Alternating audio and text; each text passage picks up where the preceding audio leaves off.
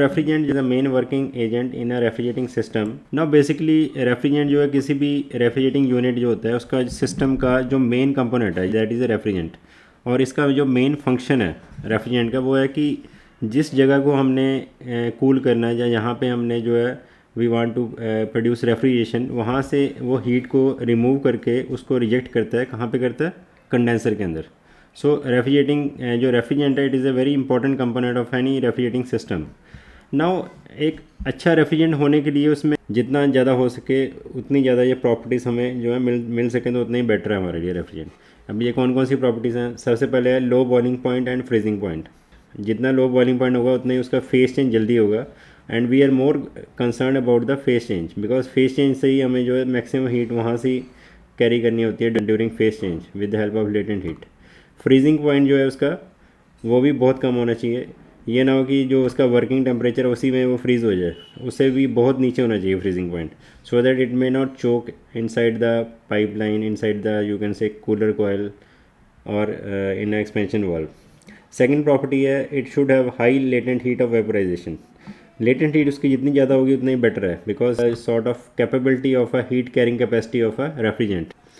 Third property है low specific heat of liquid but high specific heat of vapour. Now liquid की specific लो होने से क्या होगा कि वो जल्दी कंडेंस होगा, और वेपर्स की स्पेसिफिक ज़्यादा हाई होने से क्या होगा कि उसका वेपर फॉर्म में कन्वर्ट होने के बाद भी वो it can carry away the heat from the cooling space.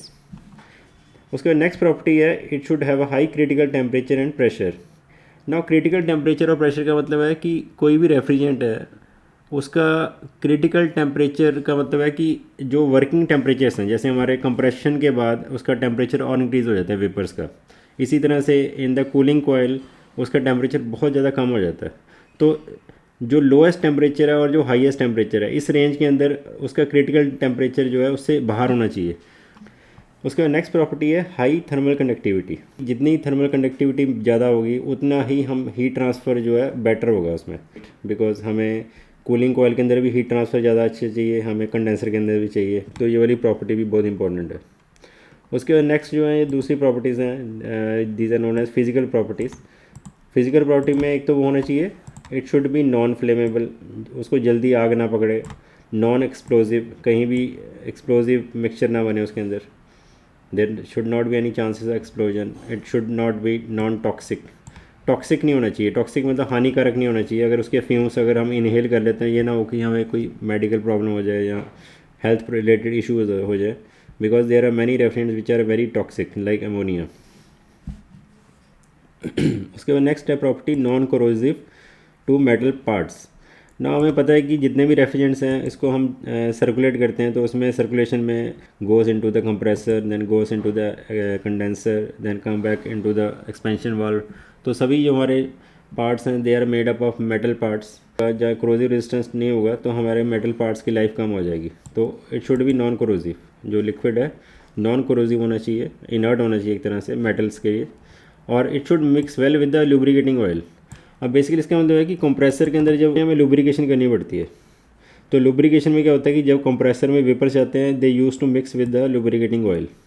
अब हमें जो मिक्स होने के बाद उसको अलग भी करना होता है, तो it can easily mix with the lubricating oil and it can easily separate out from the lubricating oil. ये भी एक प्रॉपर्टी होनी चाहिए उसमें।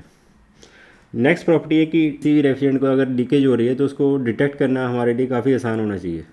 ये ना हो कि इसको डिटेक्ट करने में मुश्किल हो जाए, otherwise we can not find out, we can not trace the leakages in the system. Otherwise leakages तो होती रहती हैं लेकिन उनको ट्रेस करना ईजी होना चाहिए। And last is the most important point, आजकल जो इस पर बहुत फोकस किया जाता है वो है इन्वायरमेंट फ्रेंडली होना चाहिए रेफ्रिजरेंट। कोई भी रेफ्रिजरेंट जो है ना तो ओजोन लेयर को नुकसान होना चाहिए उसकी वजह से, ना ही ग्लोबल वार्मिंग होनी चाहिए, बिकॉज पुराने टाइम पे जो रेफ्रिजरेंट्स होते थे they were very very damaging to the ozone layer. उस समय इतना ज़्यादा अवेयरनेस नहीं थी तो इतना फोकस नहीं करते थे हम, लेकिन आजकल अवेयरनेस बहुत हो गया और we are very much conscious about the environment. तो इसी वजह से the refrigerant should be environment friendly on many different parameters. So ये सारे इंपॉर्टेंट चीज़ें हैं जो कि एक आइडियल रेफ्रिजरेंट के अंदर होनी चाहिए। तो इसके बारे में हमें थोड़ा सा एक आइडिया होना चाहिए कि आइडियल रेफ्रिजरेंट हम किसको बोलते हैं। Now next is how to classify the refrigerants. Classify कैसे करते हैं रेफ्रिजरेंट्स को? Basically refrigerants is classified on grossly on two basis. एक तो प्राइमरी रेफ्रिजरेंट्स होते हैं, एक सेकेंडरी रेफ्रिजरेंट्स होते हैं। प्राइमरी वो होते हैं वो डायरेक्टली पार्टिसिपेट करते हैं कूलिंग या रेफ्रिजरेशन प्रोसेस के अंदर। सेकेंडरी वो होते हैं जो पहले प्राइमरी से उसको कूल करते हैं, फिर उसको आगे सर्कुलेट करते हैं। तो प्राइमरी रेफ्रिजरेंट्स के अंदर 4 मेन तरह के जो मेजर रेफ्रिजरेंट्स हैं वो हैं हेलोकार्बन्स या organic refrigerants, second one is organic refrigerants, third one is hydrocarbons and fourth one is azeotropes. ये 4 बेसिक तरह के प्राइमरी रेफ्रिजरेंट्स हैं। और ये वाले जो हैं सेकेंडरी रेफ्रिजरेंट्स हैं वाटर, ब्राइन एंड एयर, ये सेकेंडरी रेफ्रिजरेंट्स के अंदर आते हैं ये वाले। Now we first we discuss halocarbons या ऑर्गेनिक रेफ्रिजरेंट्स, बिकॉज ये सबसे ज़्यादा कॉमनली यूज जो है रेफ्रिजरेंट्स हैं। अब जो हेलोकार्बन रेफ्रिजरेंट्स हैं these comes under the primary refrigerants, and इसको हम ऑर्गेनिक रेफ्रिजरेंट्स भी बोलते हैं। वो इसलिए बोलते हैं because they are the combinations of organic compounds. Now halocarbon compounds जो हैं they are synthetically produced and are usually known as Freon family of refrigerants. और American Society of Heating and Air Conditioning Engineers जो है इन्होंने जो है almost 42 हेलोकार्बन्स को identify किया है अभी तक, जिसको कि हम एज ए रेफ्रिजरेंट यूज़ कर सकते हैं। तो इनमें से हम थोड़े से जो इंपॉर्टेंट रेफ्रिजरेंट्स हैं, ये सभी के सभी जो है रेफ्रिजरेंट्स यूज़ नहीं होते हैं, इनमें से कुछ जो है वैरायटी ऑफ रेफ्रिजरेंट्स 42 में से 11 और 12 रेफ्रिजरेंट्स हैं जो कि बहुत वाइडली यूज़ होते हैं, लेकिन बाकी जो हैं वो they are very you can say application specific refrigerants, सभी जगह यूज़ नहीं करते उसको। लेकिन जो 11 या 12 तरह के रेफ्रिजरेंट्स हैं उनमें से हम 6 या 7 तरह के रेफ्रिजरेंट्स को भी डिस्कस करते हैं इसमें। पहला फर्स्ट वन इज़ R11। इसका साइंटिफिक नेम है ट्राईक्लोरो मोनोफ्लोरोमीथेन। क्लोरीन एटम है और एक फ्लोरीन एटम है इसमें। So this is it's you can से chemical formula. Now it is a synthetic product. अब ये जैसे हम पहले ही ऑलरेडी डिस्कस कर चुके हैं कि जितने भी हेलोकार्बन्स या ऑर्गेनिक कंपाउंड्स हैं ये सभी सिंथेटिक हैं। सिंथेटिक मतलब मैन मेड हैं। तो it is a synthetic product. It is stable and non flammable and non toxic. Because आपको पता है कि ये तीनों प्रॉपर्टीज़ उसमें आइडियल रेफ्रिजरेंट के अंदर आती हैं। तो ये सबसे पहले इसको डिस्कस किया हमने कि ये स्टेबल है। वो स्टेबल का मतलब है कि it is stable over a wide range of temperature, वो ब्रेक डाउन नहीं होगा ये वाला कंपोनेंट। नॉन फ्लेमेबल है, इसको जल्दी आग नहीं लगती, और नॉन टॉक्सिक है ये। It has a low side pressure. Low side pressure का मतलब इसमें हम बेसिकली स्टैंडर्ड 2 तरह से इसको कंपेयर करते हैं। For the -15 degree evaporator temperature, उस पर हम देखते हैं कितना प्रेशर चाहिए इसको मेंटेन करने के लिए। और दूसरी तरफ अब 30 डिग्री कंडेंसर कॉइल के लिए देखते हैं कि कितना प्रेशर चाहिए। तो पहले तो लो साइड उसको कहते हैं, इवापोरेटर जो है लो साइड होती है, कंडेंसर जो होता है हाई साइड होती है। तो लो साइड प्रेशर जो है इसका 0.202 बार है -15 डिग्री इवापोरेटर कॉइल के लिए, and 1.26 bar condenser coil at 30 degree Celsius. तो ये इसके जो है पैरामीटर्स हैं। तो बॉइलिंग टेम्परेचर जो इसका जो नॉर्मल एटमॉस्फेरिक प्रेशर पे वो है 23 डिग्री, ऑलमोस्ट 23.77 डिग्री पे बॉयल कर जाता है। So it is widely used in large centrifugal compressors up to you can say 200 tons of refrigeration. इसका लीक डिटेक्शन टेस्ट जो होता है it is based on soaped solution, halide torch and electric detector. तो 3 तरह से इसका जो है लीक डिटेक्शन हम कर सकते हैं। नेक्स्ट जो है वो है R12। इसका साइंटिफिक जो नेम है डाईफ्लोरोमीथेन। अब इसमें एक कार्बन एटम है, 2 क्लोरीन एटम है और 2 फ्लोरीन एटम है।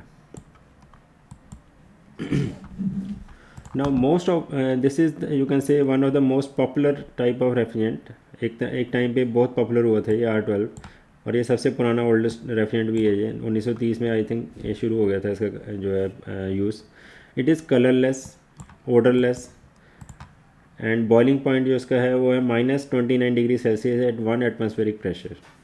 ये इसकी करेक्टरिस्टिक्स हैं। और इसका more over it is non toxic, non corrosive and non inflammable. It has a low side pressure of 0.82 bar for -15 degree Celsius evaporator coil, and high side pressure is 6.4 bar for 30 degree condenser coil। इसका latent heat जो है it is 159 kilo juice पर KG eight -15 degree Celsius. इसका leak detection system जो है same वैसे ही जैसे R11 में मैंने बताया था, तो सेम वैसे ही उसी तरह से कहते हैं इसमें। So third one is R22। It is also known toxic, non flammable, non corrosive and it is very stable for most temperature ranges. It is widely used in reciprocating and centrifugal compressors. तो ये R22 की characteristics हैं. यहाँ पे जो मैंने आपको बताया ना, it has a boiling point of -41 degree Celsius. इसका मतलब है कि एक नॉर्मल एटमॉस्फेरिक प्रेशर पे जो ये कितना डिग्री पे बॉयल कर जाता है, -41 डिग्री सेल्सियस. यानी यहाँ पे भी टेम्परेचर इससे ज़्यादा होगा. It will immediately you can से start boiling and convert into the vapour form. उसके बाद फोर्थ वन इज़ R123. ये लेटेस्ट रेफ्रिजरेंट्स के अंदर आते हैं दोनों, R2023 134A. एक्चुअली ये R11 का सब्सिट्यूट बनाया है इसको, क्योंकि ये लेटेस्ट रेफ्रिजरेंट है तो उसके एज अ सब्सिट्यूट यूज़ करते हैं. क्यों करते हैं? क्योंकि जो पुराने रेफ्रिजरेंट्स थे they were not very environment friendly. हमारा इन्वायरमेंट बहुत डैमेज हो रहा था उससे. ओजोन लेयर की प्रॉब्लम आ रही है, डिप्लीशन की. उसके बाद ग्लोबल वार्मिंग की प्रॉब्लम है उसमें, और भी कई तरह की दिक्कतें हैं. तो उनको दूर करने के लिए we have device some new refrigerants. तो ये उनमें से एक नया रेफ्रिजरेंट है जो कि R11 को बड़ी इजली रिप्लेस कर सकता है. Now fifth one is R134A. This is you can से क्वाइट अ न्यू रेफ्रिजरेंट, और आजकल सभी जगह पे ये यूज़ कर रहे हैं. जितने भी AC वगैरह जितने आ रहे हैं, स्प्लिट AC वगैरह. फ्लोरीन. सो इसमें एक कार्बन यहाँ पे, एक 3 फ्लोरीन एटम यहाँ पे, एक कार्बन यहाँ पे, 2 हाइड्रोजन एटम्स हैं और एक फ्लोरीन एटम है. So now it is a substitute for R12. अब बेसिकली एक तरह से ये जो न्यू डिवाइस जो ये रेफ्रिजरेंट्स हैं, ये सारे एज अ सब्सिट्यूट इनको यूज़ करते हैं. एज अ सब्सिट्यूट इनको हमने डिज़ाइन किया ताकि जो पुरानों में जो दिक्कत है उनको दूर की जा सके. तो बेसिकली R134A और R12 में डिफरेंस क्या देखते हैं. R जो 12 है उसमें क्लोरीन एटम है, देखो Cl2, 2 क्लोरीन एटम है. और 134 में जो है कोई क्लोरीन एटम नहीं है. तो बेसिकली मैंने अभी आपको दिखाया था कि chlorine atom is highly damaging for ozone layer. एक क्लोरीन एटम जो 10⁵ जो ओजोन लेयर मॉलिक्यूल्स को डिस्ट्रॉय कर देता है. तो उसी वजह से हमने इसकी रिप्लेसमेंट यहाँ पे इसको एज अ डिज़ाइन किया R134A को. इसमें कोई क्लोरीन एटम नहीं है. मोर ओवर ये ग्लोबल वार्मिंग जो इसका एक स्केल होता है उस पर भी ये 74% जो है कम जो है डैमेजिंग है. यानी it is you can say more safer as compare to R12. तो दोनों पैरामीटर्स पे ये काफ़ी ज़्यादा सेफ़ है एनवायरनमेंट के लिए. तो इसलिए हम इसको धीरे धीरे रिप्लेस कर रहे हैं. We are replacing R12 with R134A. Global warming potential एक स्केल है, इसको हम शॉर्ट फॉर्म में लिखते हैं GWP में. आगे आपको बताऊँगा ये. Next six one is R152A. ये भी एक नया रेफ्रिजरेंट है. This is difluoroethane. अब इसमें भी कोई क्लोरीन एटम नहीं है और इसमें सिर्फ carbon, hydrogen and fluorine atom है. इसका लो साइड प्रेशर थोड़ा सा जो है 25 डिग्री से हायर है, हायर एट -125 डिग्री. यानी लो साइड प्रेशर थोड़ा सा इसका हाई है एंड डिस्चार्ज प्रेशर भी थोड़ा सा हाई है. तो उसी हिसाब से हम डिज़ाइन में थोड़ी सी चेंज करनी पड़ सकती है इसमें. ना ये तो थे आपके ऑर्गेनिक जो जितने भी रेफ्रिजरेंट्स है. Next is inorganic refrigerants. जो सेकंड क्लासिफिकेशन में जो दूसरे नंबर पे हैं वो इनऑर्गेनिक रेफ्रिजरेंट्स. ना before the advent of organic refrigerants, सबसे पहले इनऑर्गेनिक रेफ्रिजरेंट जो है यूज़ में आए थे, और इनमें सबसे ज़्यादा जो यूज़ में आया था वो था अमोनिया. अब इसमें अगर हम देखें, ammonia was very very popular at one time. अभी भी ये बहुत पॉपुलरिटी है इसमें, क्योंकि इसकी जो प्रॉपर्टीज़ हैं it is quite close to ideal refrigerant. But इसमें कई सारी दिक्कतें भी हैं, जैसे कि इट इज़ वेरी टॉक्सिक. इसकी फ्यूम्स जो हैं बहुत टॉक्सिक हैं. Plus it may form some explosive mixture. अगर ऑक्सीजन के कॉन्टैक्ट में आ जाए तो एक्सप्लोजन भी हो सकता है इसमें. तो ये कई सारी दिक्कतें हैं इसमें. एयर जो अभी भी यूज़ हो रहा है, क्योंकि air is very inert gas, लेकिन इसकी जो है हीट कैरिंग कैपेसिटी बहुत कम है. तो इसमें एयर जो है सिर्फ एयरक्राफ्ट में यूज़ कर रहे हैं आजकल ज़्यादातर एरोस्पेस इंडस्ट्रीज़ में. Carbon dioxide is again it is widely used in transport industries, क्योंकि ये भी एक इनर्ट गैस है तो इसको भी यूज़ कर रहे हैं. Sulphur dioxide is not use now days because it is very toxic substance, very toxic, काफ़ी टॉक्सिक हैं इसके फ्यूम्स जो है. वाटर भी अभी भी यूज़ हो रहा है एज अ प्राइमरी और सेकेंडरी रेफ्रिजरेंट, अभी भी यूज़ होते हैं. First refrigerant is ammonia. इसका जो ट्रेड नेम है R717, R717. सबसे पुराना रेफ्रिजरेंट है ये, और अभी भी जिस किसी समय ये सबसे ज़्यादा वाइडली यूज़ हो रहा था. नाउ इसका जो बॉइलिंग पॉइंट है वो है -33.33 degree Celsius at 1 atmospheric pressure. और इसके जो लेटेंट हीट है बहुत ज़्यादा है. देखो इसकी वैल्यू अभी तक जितने भी मैंने पढ़े हैं सबसे ऑलमोस्ट 3 टाइम्स है ये. द लेटेंट हीट जो इसकी है एट -15 डिग्री सेल्सियस पे वो है 1315 kilo joules per KG. I think this value is quite high. Now you can see that the latent heat of ammonia is around 1350 kilojoules per kg at -15 degrees Celsius. So ammonia has a huge heat carrying capacity because of its very high value of latent heat. Now it is mostly the ammonia condensers are water cooled type condensers. There are many drawbacks of ammonia which cannot be ignored, like ammonia is highly toxic refrigerant, and even if someone inhales ammonia refrigerants in large quantity, he may have a severe health hazards. It is very irritating to eyes and nose, throat. Moreover, ammonia forms a explosive mixture if it mix in a ratio of 16 to 25% by volume with the air, and which is, you can say, very dangerous thing for many industrial applications. Moreover, it is highly corrosive and it can attack copper and bronze tubes in the presence of little moisture. Now we know that moisture is inevitable in refrigerating systems. Some amount of moisture will always come inside the system. So ammonia usually it forms a acid with when it mixes with some moisture, and this acid can attack the copper and bronze tubes, which is very dangerous because it can rupture the pipes, or it can fail the system, refrigerating system. When ammonia comes in contact with sulfur candle, it forms a thick white foam fumes. So leak detection test is quite easy for ammonia refrigerating system, and moreover it is lighter than oil and it floats on it. So separating the ammonia from the oil, lubricating oil, is not a issue. We can easily separate the ammonia from the lubricating oil. So there are but there are few properties which are you can say which cannot be ignored. So that is why day by day ammonia has been going out of the system. Next है carbon dioxide, CO2. It is most widely used, अभी भी use होता है, इसलिए mostly use in as a dry ice refrigeration. Dry ice मतलब कि as a you can से इसको हम कंप्रेस करके ड्राई आइस की फॉर्म में यूज़ करते हैं फॉर यू कैन से ट्रांसपोर्टेशन इंडस्ट्रीज़. कार्बन डाइऑक्साइड आपको पता है it is non toxic, non flammable, non corrosive. इसमें कोई भी प्रॉब्लम नहीं है इस तरह की. इसका बॉइलिंग पॉइंट जो है it is -73.6 degree Celsius at 1 atmospheric pressure and evaporator pressure is 20.7 bar, -15 degree Celsius coil, and 70 bar for 30 degree condenser coil. तो ये इसकी प्रॉपर्टीज़ हैं. तो ये तो हो गया आपके organic compounds. Third one is hydrocarbon refrigerants. Hydrocarbon refrigerants वो होते हैं जिनमें सिर्फ हाइड्रोजन और कार्बन जो है मॉलिक्यूल्स प्रेजेंट होते हैं, इसके अलावा तीसरा कोई मटेरियल नहीं होता है इसमें. तो ये देखो जितने भी ये कंपोनेंट्स हैं इसमें सभी में कार्बन और हाइड्रोजन की जो है रेशियो है.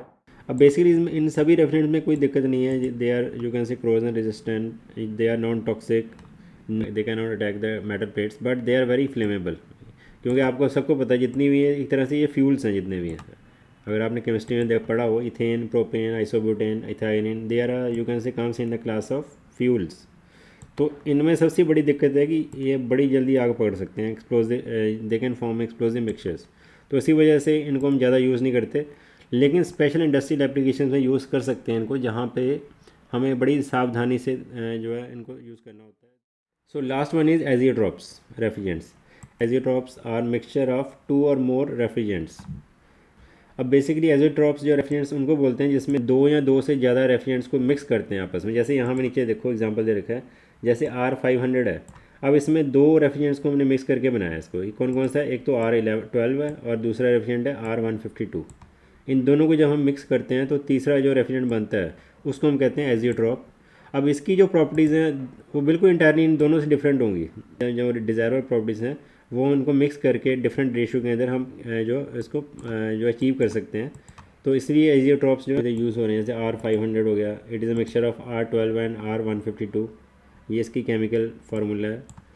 R502 जो है it is a mixture of R22 and R115. R503 it is a chemical mixture of R23 and R13. And R504 is mixture of R32 and R115. तो ये इनकी रेशियो दे रखी है, एग्जैक्ट रेशियो होनी चाहिए। तो इस तरह से ये जो डिफरेंट रेशियोज़ को हमने टेस्ट करके we have this obtain this azeotropes. इनका बॉइलिंग पॉइंट जो है over a wide range of temperature, इसका बॉइलिंग पॉइंट कांस्टेंट रहता है दोनों का, मतलब जो भी एजियोट्रॉप होगा। अभी हम आगे थोड़े से एजियोट्रॉप जो डिस्कस करेंगे। Let us take a break for 10 minutes. आप सुन रहे हैं मुझे? Azeotrope is R500. It is a mixture of R12 and R152. As you can see, R12 is in the ratio of 73.8% R12 and 26.2% R152. It is non-flammable, non-toxic and non-corrosive mixture, and it is a fairly constant vapor pressure curve which is not available with its individual components. That it is having a 20% more refrigerating capacity than R12, and latent heat of pressure is 1.37 bar. So we can replace the R12 or R12 and R152 easily with this R500, and it will give us a increased refrigerating capacity for the same equipment. The next azeotrope is R502.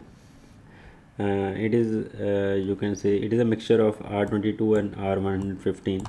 Now the ratio is 48.8% R22 and 51.2% for R115. Again, it is non-flammable, non-toxic, non-corrosive, and it will remain stable over a wide range of temperature from -18 to -51 degrees Celsius. Now it holds many good qualities of R12 and R22. It has relatively low condensing pressure and temperature, and therefore it increases the life of compressor valves and other components. Now the leak detection for this system is soap solution, halide torch and electric leak detection system. So this is I just considered the two this azeotrops. How safe a refrigerant is on environmental point of view. Now first there are two aspects on which we can analyze any refrigerant. First is the ozone layer depletion and global warming. So various studies have shown that one chlorine atom can destroy about 10 raised to power 5 ozone molecules. 10 raised to power 5 is a quite big figure, and this is known as ozone depletion potential. So basically chlorofluororefrigerants, these are very dangerous for our environment. Now another parameter is global warming potential. It is very high for R22. Global warming potential for R22 is 100, and it is equal to 1 for carbon dioxide.